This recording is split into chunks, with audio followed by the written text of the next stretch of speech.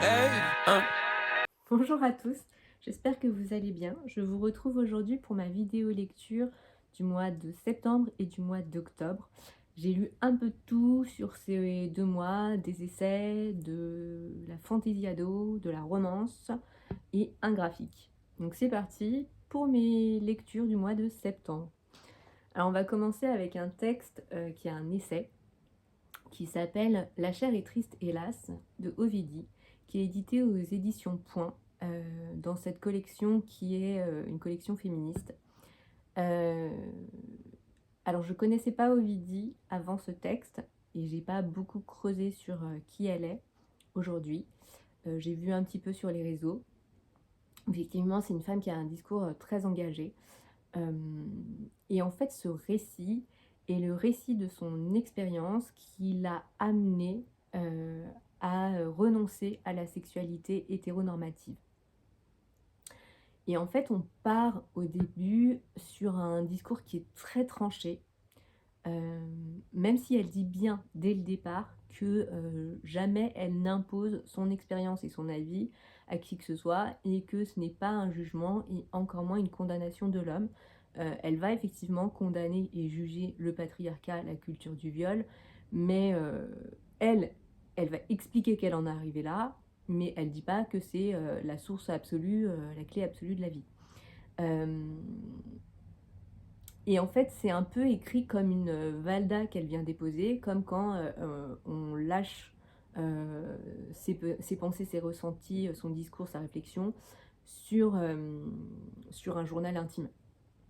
Et, euh, et en fait, on sent aussi que ce texte a été écrit sur plusieurs moments. En fait, il y a une espèce de longévité chronologique. Donc, au début de ce texte, c'est voilà, très, très tranché, un peu extrême à mon sens, mais au fur et à mesure du texte, on sent qu'elle prend du recul et de la distance, même par rapport à son propre discours. Donc effectivement, elle va venir pointer du doigt tout ce qui va être injonction corporelle, émotionnelle et sexuelle sur la femme. Elle va expliquer ce qui l'a amenée à ce ras-le-bol et, elle va démontrer des choses, analyser des choses, elle va donner son analyse, euh, mais on sent la prise de distance aussi, et, euh, et on a une sorte d'empathie aussi avec elle. Donc mon avis à moi, c'est que sur le départ, euh, j'étais un peu sceptique, parce que je trouvais son discours hyper cash, hyper tranché, hyper extrême. Et, et au fur et à mesure de ma lecture, alors déjà moi il y a des points sur lesquels je suis en adéquation avec elle, où il y avait une résonance, notamment sur euh, la charge mentale de la sexualité, la charge mentale de la responsabilité par exemple de la contraception, euh, l'injonction corporelle sur la femme et sur la, le catalogage facile, l'étiquetage facile qu'on peut faire les uns sur les autres. Euh, j'ai pas trop envie de rentrer dans les détails parce que j'ai un peu envie que vous lisiez ce texte, mais il y a une analyse qu'elle va faire, notamment après avoir consulté une psychothérapeute à ce moment-là, euh, qui moi m'a beaucoup parlé parce qu'on sent que euh, sa psy à ce moment-là va très vite dans son analyse, va très vite dans le catalogage de pourquoi elle en arrive là, et finalement ça n'a rien à voir. Enfin, c'est trop facile en fait. Et voilà, donc moi mon ressenti par rapport au récit a même évolué au fil du récit, et finalement j'ai trouvé très très intéressant. Euh, un peu coup de poing, mais très intéressant. Voilà. Ensuite, ensuite j'ai lu, rien à voir, alors là du coup, j'ai lu Jeu d'indulgence, qui est le tome 3 d'une saga écrite par Jennifer Ellermann-Trout. Alors moi, Jennifer Ellermann-Trout, d'habitude je la lis pour la fantaisie ado. j'ai lu Lux, je suis en cours de terminer Covenant, et, euh, et j'ai démarré cette saga parce que j'avais envie de lire de la romance facile, légère, replonger dans ma débilité adolescente. Et du coup, j'ai cette saga chez moi depuis des années. Je l'avais acheté d'occasion sur Vinted. Et du coup, bah, je me suis dit que c'était l'occasion. Donc j'en suis au tome 3. J'avais lu le premier tome il y a très longtemps. Et puis août, j'ai lu le tome 2. Et septembre, j'ai lu le tome 3. Donc chaque tome va être une histoire d'amour différente. Donc il n'y a pas besoin de lire dans l'ordre, dans le sens où les personnages n'ont rien à voir les uns avec les autres. Dans celui-là, on suit Kala, qui a 21 ans, qui est une ex-reine de beauté, mais qui a des cicatrices physiques qui sont liées à un ancien trauma, on ne sait pas lequel. Et puis, elle se retrouve avec des problèmes financiers dus à des, des bêtises qu'a fait sa maman, qui est propriétaire d'un bar. Donc elle se retrouve dans le bar de sa mère, et là, elle va rencontrer Jax, qui est le barman, et ils vont vivre ensemble 1000 aventures liées aux bêtises qu'a fait sa maman. Voilà. Bon, c'est très léger, c'est très facile, ça se lit bien. Une bonne détente, quoi. Voilà. Ensuite, j'ai lu ce livre de Virginie Despentes. J'aime beaucoup, moi, les écrits de Virginie Despentes. Je les ai lus il y a très longtemps. Je sais pas si j'avais déjà lu celui-là, mais bah, j'en ai lu plein d'autres. Bye Bye Blondie. Comment ça s'appelle? Je sais plus, mais j'en ai lu plein d'autres. Et en fait, j'ai revu le film il y a pas très très longtemps, qui est co-réalisé par Virginie Despentes et qui date des années 90 et qui est très cru, violent, trash. Et je sais que le film, j'ai mis un moment avant d'en ressortir en fait. Il m'a laissé une espèce d'empreinte pendant quelques jours dans son visuel, dans son ambiance, dans les sons. Il y a une espèce de réalité, de réalisme, étrangement, qui correspond tellement à, je sais pas comment dire, à ce qu'on peut ressentir dans le quotidien. Pour ceux qui n'en ont jamais entendu parler, c'est l'histoire de deux jeunes femmes qui ont vécu des traumas et qui vont prendre leur revanche un peu sur la vie, les hommes, la société, et qui vont rien transiger, c'est très trash, cash, très cru, très violent. Âme sensible, s'abstenir, c'est pas un livre doudou du tout, mais c'est un texte qui est très poignant. Et en fait, en le lisant, je me suis rendu compte que bah, le film et le livre se suivent, mais textuellement. Et du coup, en lisant ce livre, je replongeais encore dans l'univers du film. Voilà, moi j'ai bien aimé. J'aime bien prendre des petites claques comme ça. Et puis, le féminisme de Despentes est pas du tout... il transige pas, quoi. Voilà, donc c'était pour ce récit. Et le dernier livre que j'ai lu en septembre, c'est un graphique. Et c'est Paix à mon âme, qui est écrit et illustré par Sweeney Boo, qui est une illustratrice que je suis sur les réseaux, sur Instagram, que j'adore. J'adore. Elle a un graphisme très comics. Voilà. Et là, c'est sur une histoire de sorcellerie, c'est très Witch Academia, quoi, Dark Academia. On est dans une école de sorcières, et puis on va suivre Abigail.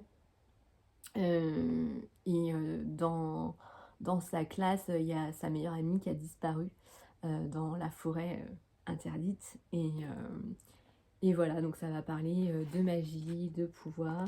Je vais vous montrer quelques planches. Ouais, c'est vraiment un univers que j'adore. Les illustrations sont extraordinaires.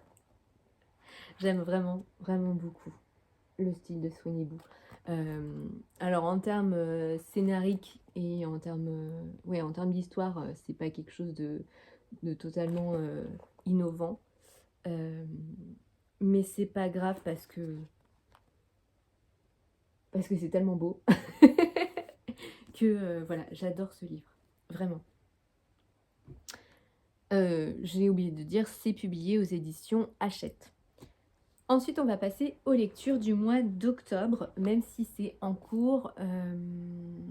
Là, j'en ai un que je suis en train de terminer, que j'adore, qui est une pépite. Je vous en parlerai le mois prochain, je pense. Mais qui est génial. Ou alors, attendez, je vais aller le chercher et je vous en parle quand même, maintenant. Je vais d'abord démarrer par ceux que j'ai déjà terminés au mois d'octobre. Alors, au mois d'octobre, j'ai lu Vampiria, le tome 3 de Victor Dixon, La cour des ouragans. Donc on suit cette jeune fille qui se fait passer pour Diane, là. Je crois qu'elle s'appelle Jeanne, en fait elle est roturière, elle se fait passer pour Diane, elle devient la protégée du roi Soleil qui est en fait un vampire, donc tous les gens, les nobles de la cour sont des vampires. Et en fait dans ces aventures, là Diane se retrouve dans une espèce de mariage arrangé avec le capitaine d'un navire de pirates. Donc elle se retrouve sur un bateau qui va dans les tropiques. Et voilà, bon, la plume de Victor est toujours identique à elle-même. Elle évolue bien, c'est toujours très agréable de le retrouver, c'est toujours très agréable de se replonger dans ces univers qu'il construit. L'intrigue est quand même très intéressante. Mais sur les 200 dernières pages, parce qu'il fait 600 pages, comment dire, Diane est en mode Kirker Love. Jeanne, en tout cas, est en mode Kirker Love. Il y a tout un moment dans le récit, dans le roman, où on va retrouver toute une part de magie, de sorcellerie, notamment la sorcellerie des tropiques, qui est... voilà, moi j'aime beaucoup ça. Donc j'étais hyper à fond à ce moment-là. Il y a une histoire avec un tarot interdit dont les messages sont un peu flippants. D'ailleurs, le tarot interdit existe dans le commerce en réel, hein, bien sûr. Voilà, ça, tout ce côté-là, tout ce côté magie, sorcellerie, vampire, ça j'aime beaucoup. Mais alors le moment où elle est en mode Kirker Love, là je me suis dit, ah bah, Monsieur Dixon est amoureux. Qu'est-ce qui s'est passé? Voilà, les 200 dernières pages sont un peu laborieuses pour moi dans ma lecture à ce moment-là. Mais si vous aimez ça, pourquoi pas? Vous me direz, elle nous dit ça alors que juste avant, elle nous parle de jeux de... Comment ça s'appelait? Jeux d'indulgence, ouais, de Jennifer. Oui, mais en fait, quand je lis jeux d'indulgence, je m'attends à aller là-dedans. Donc je sais sur quoi je vais tomber. Là, j'avais pas forcément envie de lire ça. Mais bon, ça reste très bien. Bien sûr que je lirai la suite. Je crois qu'il nous reste 2 tomes à lire parce que je le lis en lecture commune avec ma meilleure amie. Donc je crois qu'il nous reste 2 tomes à lire. Et puis après, je crois qu'il y a des préquels ou alors il y a une suite, mais dans un autre contexte. Voilà pour Vampiria, le tome 3 de Victor Dixon. Et ensuite, qu'est-ce que j'ai lu? On repart dans de la romance. J'ai lu, c'est le livre que vous me voyez lire dans ma dernière vidéo, donc Hadès et Perséphone de Scarlett St. Clair. Bah, je vous dis, bah, moi j'ai bien aimé. Voilà, c'est très facile à lire. Il y a un peu de longueur, on va pas se cacher. J'aime beaucoup le positionnement de Perséphone par rapport à Déméter, à un moment donné. Il y a beaucoup de scènes olé olé. Mais voilà, bah, ça se lit facilement, c'est léger, c'est décompressant, très bien, pour arrêter de réfléchir, très bien. Et ensuite, j'ai lu Les corps abstinents de Emmanuel Richard. Donc ça aussi, c'est un essai. En fait, je ne m'y attendais pas, mais j'avais pas lu la 4e. Je l'ai lu sous recommandation d'un ami. Et, euh, et en fait, c'est un essai, c'est un recueil d'expériences aussi. Emmanuel Richard va recueillir le récit de personnes qui font le choix de l'abstinence sexuelle. Donc elle nous explique toutes pourquoi elles en sont venues à ça. Il n'y a pas que des femmes, hein, il y a des hommes aussi. Qu'est-ce que ça leur a apporté, voilà, quel est leur chemin par rapport à ça.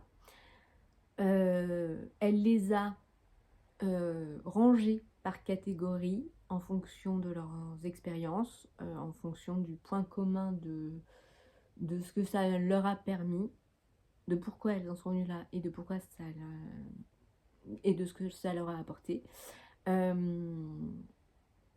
C'était très intéressant, je ne nie pas. Mais j'ai trouvé qu'il y avait un discours un peu donneur de leçons, dans le sens où, dans le discours d'Emmanuel Richard, il y a quelque chose qui dit c'est une clé. C'est une clé de vie.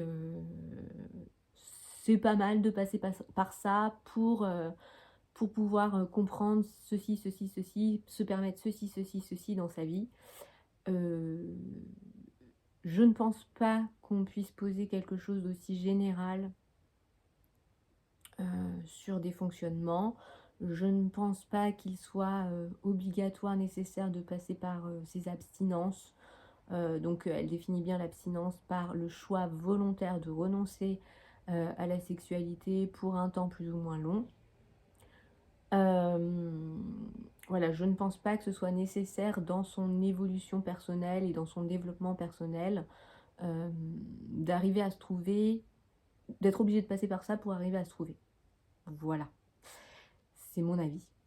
mais la lecture restait très intéressante.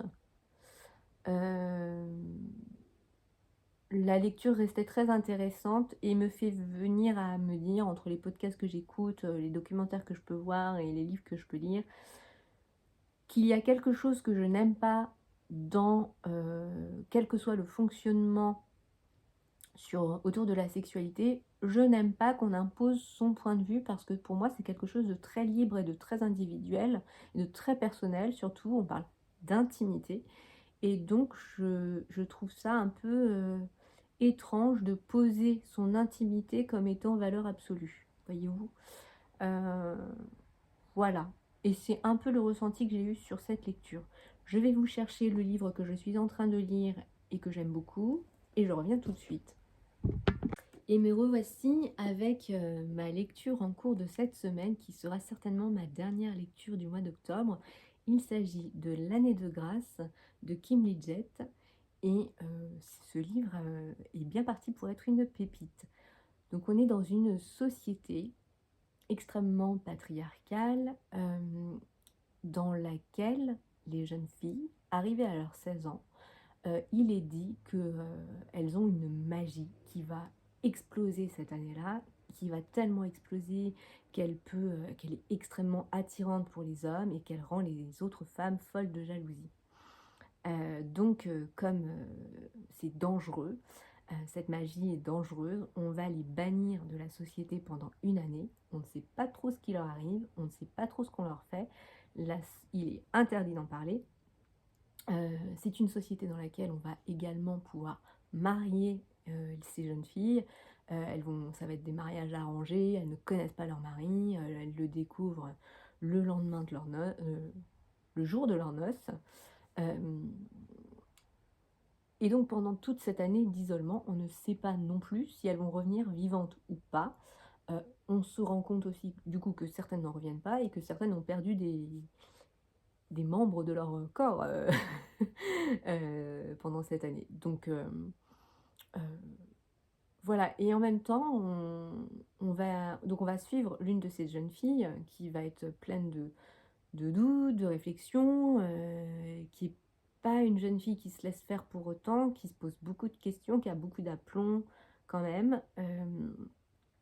Et on ressent aussi leur peur de jeunes filles. On leur parle de magie, alors du coup, elles tentent tout et n'importe quoi et elles attendent de voir quel est le pouvoir magique qui va se révéler à elles.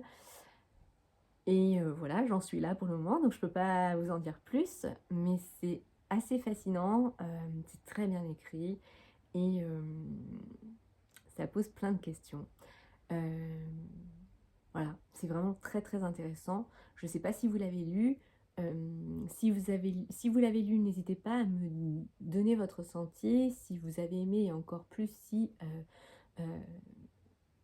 ça n'a pas résonné avec vous, j'aimerais bien comprendre. Voilà, ce sera ma dernière lecture de cette vidéo. C'était tout pour mes lectures du mois de septembre et du mois d'octobre. J'espère que cette vidéo vous a plu, qu'elle vous a intéressé et qu'elle vous aura donné envie de lire certains de ces livres. Si vous les lisez, n'hésitez pas à me laisser un commentaire. Je vous embrasse bien fort et puis je vous dis à très vite pour une prochaine vidéo. Si vous le souhaitez, n'hésitez pas à liker, commenter, partager et vous abonner. Je vous embrasse et je vous dis à bientôt. Hey,